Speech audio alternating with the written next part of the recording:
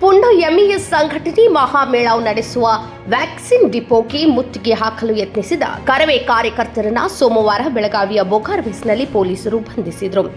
MES ವಿರುದ್ಧ ಧಿಕ್ಕಾರ ಕೂಗಿ ಕರವೇ ಕಾರ್ಯಕರ್ತರು ಆಕ್ರೋಶ ವ್ಯಕ್ತಪಡಿಸಿದರು. ಕರವೇ ಜಿಲ್ಲಾಧ್ಯಕ್ಷ ದೀಪಕ್ ಗೊಡಗನಟ್ಟಿ ಸೇರಿ ಹಲವರು ಸೇರಿ ಪೊಲೀಸರು ವಶಕ್ಕೆ ಪಡೆದರು.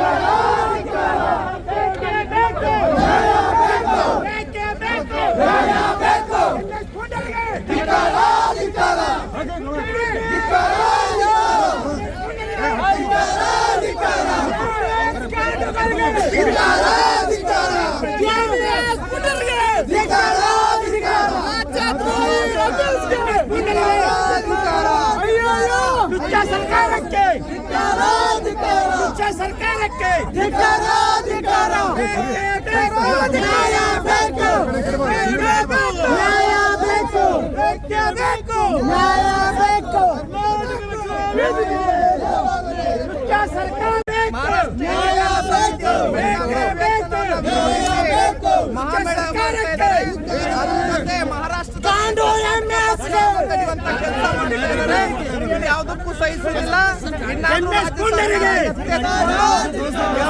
ಮತ್ತು ಶಿವಸೇನೆಯನ್ನ ಕರ್ನಾಟಕದಿಂದ ನಿಷೇಧ ಮಾಡಬೇಕು ಅಂತ ಹೇಳಿ ಒತ್ತಾಯ ಮಾಡ್ತಾ ಇದ್ದೀವಿ.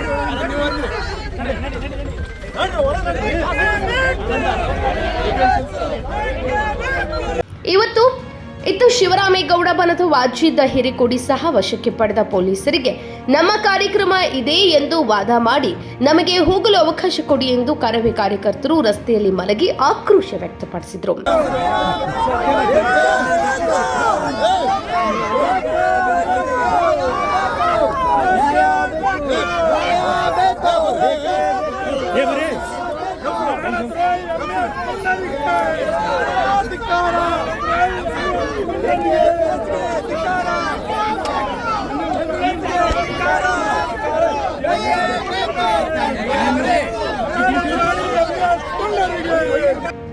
Vinod Kulkar, KMM news, Belagavi.